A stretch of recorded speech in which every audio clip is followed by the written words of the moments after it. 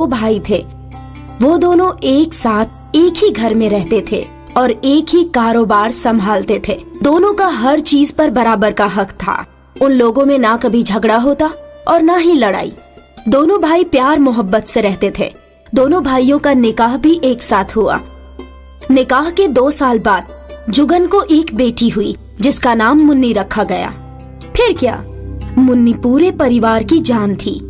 खास करके अपने चाचा कविराज की तो लाडली थी। एक रोज की बात है, सारा परिवार एक साथ खाना खा रहा था कि तभी एक आदमी दौड़ते हुए आया। हुजूर, हुजूर, छोटी मालकिन के अब्बू जान का इंतकाल हो गया। क्या? अब्बू जान? जुगन की बीवी जोर जोर से रोने लगी। एक काम कर छोटे, तू कार ले जा, मुन्नी को यहीं छोड़ जा। वहाँ तू लता को संभालेगा या मुन्नी को? ठीक है भाईजान। जुगन ने बच्ची अपनी भाभी मंदाकिनी को सुपुर्द की। फिर जुगन और लता कार में बैठकर निकल गए। सारे रास्ते लता जोर जोर से रोए जा रही थी। रास्ते में एक मोड़ आया और जुगन अपनी तवज्जो खो बैठा और वो लता को संभालने की कोशिश कर रहा था कि रास्ता मुड़ गया और उनकी कार एक बहुत गहरी खाई में गिर गई। दोनों मियाँ बीवी की मौके पर मौत हो गई। कविराज और जुगन और लता की अंतिम विदाई थी। मुन्नी बच गई थी। कविराज ने सोचा कि वो अपनी भतीजी की अपनी बेटी की तरह परवरिश करेगा, पर मंदाकिनी इस बात पर राजी नहीं थी। आखिर हमारे अलावा अब मुन्नी का है भी कौन?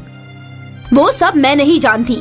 ये मेरी बेटी नहीं है, इसीलिए मैं इसे अपनी बेटी की तरह मोहब्बत नहीं कर सकती। पर मंदाकिनी, ये बच्ची महज कुछ महीनों की है, इसको देखभाल की जरूरत तो पड़ेगी ना? इसके लिए आया रख लो। दुरुस्त है। कविराज ने मुन्नी की परवरिश के लिए एक आया रख ली। वो आया मुन्नी का ख्याल रखती, उसके साथ खेलती। कविराज मुतमईन था कि उसके भाई की बेटी की परवरिश अच्छे तरीके से हो रही है। पर फिर जब मंदाकिनी को बेटी हुई तो सब कुछ बदल गया। ये है ना हमारी शहजादी। आज से आपका सारा लाड प्यार बस इसी को मिलना चाहिए। वो तो मिलेगा ही ना। शायद आप मेरे बोलने का मतलब नहीं समझे। मैं बोल रही हूँ कि मुन्नी को कहीं दूर भेज दो। अगर वो यहाँ रहेगी तो आप उसी से ज्यादा प्यार करोगे, जो कि मैं नहीं चाहती। ऐसा थोड़े ही हो सकता है। भला मुन्नी कहाँ जाएगी? और अगर वो बच्ची भी हमारे साथ रहेगी तो इसमें तुम्हें क्या परेशानी है? बेवजह उस बच्ची के पीछे ना पड़ा करो। कविराज अपनी बात बोलकर वहाँ से चला गया। पर अब मंदाकिनी जानती थी कि उसे क्या करना है। उस दिन से मंदाकिनी ने मुन्नी के साथ बुरा बर्ताव शुरू कर दिया। वो कभी उसे डांटती तो कभी उसे मारती। जब भी मुन्नी कविराज के पास जाती तो मंदाकिनी बच्ची को मारती थी। आज के बाद अगर तू अपने चाचा के पास गई तो देख मैं तेरा क्या हाल करती हूँ। कविराज ने ये देख लिया। उसका दिल किया कि वो मंदाकिनी को डांटे, रोके, पर उसने सोचा कि आखिर कब तक वो मुन्नी को मंदाकिनी की नफरत से बचा पाएगा। जब तक मुन्नी यहाँ रहेगी मंदाकिनी कुछ न कुछ करके उसे तकलीफ देती ही रहेगी। इससे तो अच्छा है कि मुन्नी को मैं दूर भेज दूं। कम से कम वो वहाँ खुश तो रहेगी। यही सोचकर कविराज ने मुन्नी का एक यतीम खाने में दाखिला करा दिया। आप मेरी परेशानी तो समझ ही गए होंगे। अगर मैं इस बच्ची को अपने पास रखता हूँ तो इसे बस तकलीफ ही तकलीफ मिलेगी। इससे अच्छा मैं इससे दूर रहूं। पर मैं चाहता हूं कि ये हमेशा खुश रहे। मेरी मुन्नी का आप अच्छे से ख्याल रखिएगा। इसे जो चीज चाहिए सब मुहैया करवा दीजिए। पैसों की फिक्र बिल्कुल मत कीजिएगा। मैं वक्त पर पैसे भेजता रहूंगा। ठीक है जनाब, मैं समझ गई। अब मुन्नी यतीम खाने में रहने लगी। वो अक्सर अपने चाचा जान को याद किया करती थी। क्या हुआ मुन्नी, मेरे चाचा आए हैं क्या? नहीं बेटा, शायद वो कहीं मशरूफ होंगे, आ जाएंगे। मुन्नी अपने चाचा का इंतजार करती रही और यहाँ कविराज के साथ भी एक हादसा हो गया। अब वो न बिस्तर से उठ पाता, न चल पाता और न ही कुछ कर पाता। बस अपनी मुन्नी को याद करके रोया करता था। जैसे जैसे मुन्नी बड़ी हो रही थी उसे लग रहा था कि उसके चाचा को भी उससे मोहब्बत नहीं है। अब वो उनका इंतजार भी नहीं करती थी। वक्त बीता। अब मुन्नी जवान हो चुकी थी। उसे आकाश नाम के लड़के से मोहब्बत हो गई थी। क्या तुमने अपने परिवार को कभी नहीं देखा? मैंने अपने वालिदैन को तो नहीं देखा, पर अपने चाचा चाची को जरूर देखा है। क्या वो अभी भी जिंदा है? हाँ, होंगे ही। क्या मतलब? मुझे पता नहीं। जब मेरे चचा जान ने मुझे इस यतीम खाने में छोड़ा तो शुरू में वो मुझसे मिलने आए, फिर अचानक गायब हो गए।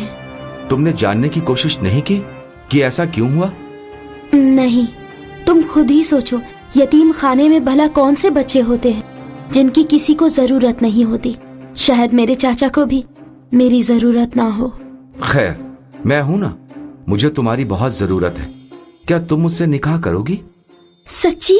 हाँ। मुन्नी बेहद खुश थी। वो खुश थी कि अब उसका भी एक परिवार होगा।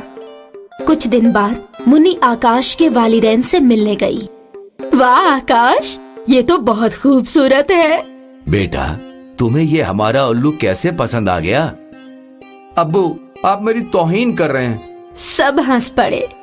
अच्छा बेटा, आकाश ने बताया कि तुम यतीम खाने में पली बढ़ी हो। जी हाँ चाची जान। तुम्हारे वालिदैन के बारे में तुम्हें कुछ पता है? मेरे अब्बू का नाम जुगन सेठिया था और अम्मी का नाम लता सेठिया। तुम जुगन सेठिया की बेटी हो? जी चचा जान।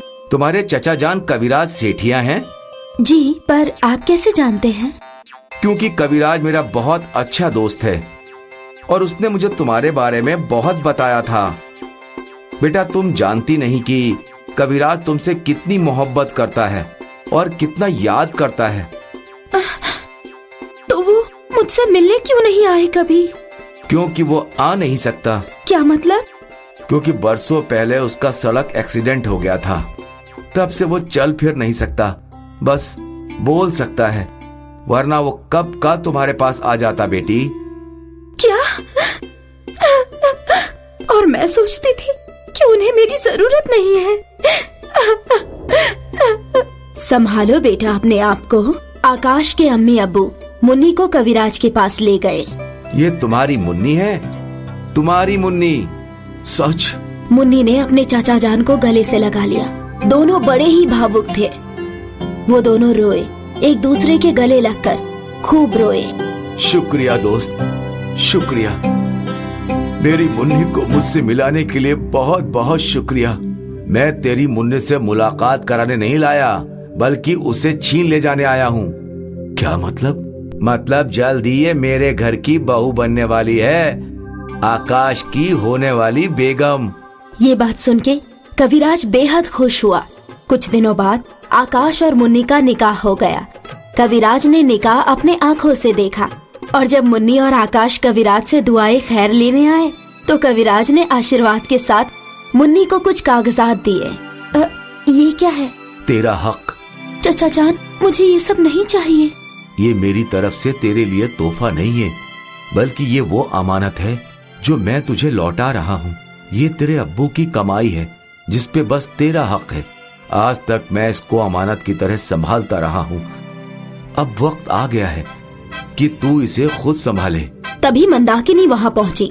मुझे लगा था कि तुम अपनी सारी दौलत इस लड़की पर लुटा दोगे। मेरी बेटी का हक मैं तुम्हें नहीं मारने दूंगी। आज नहीं मंदाकिनी, आज नहीं। आज तक तुमने मेरी सारी खुशियों को बर्बाद किया है। अगर आज तूने कुछ भी ऐसा वैसा किया तो मैं अपनी सारी जायदाद मुन्नी के नाम कर दूंगा। फिर जिंदगी भर तुझे मुन्नी की गुलामी करनी पड़ेगी। ये सुनकर मंदाकिनी सहम गई।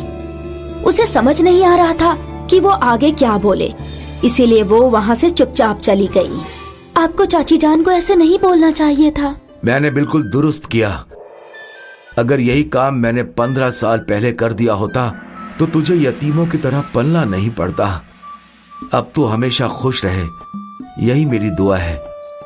मुन्नी ने अपने चचा जान को गले से लगा लिया और अनाथ मुन्नी का आखिरकार निकाह हो ही गया।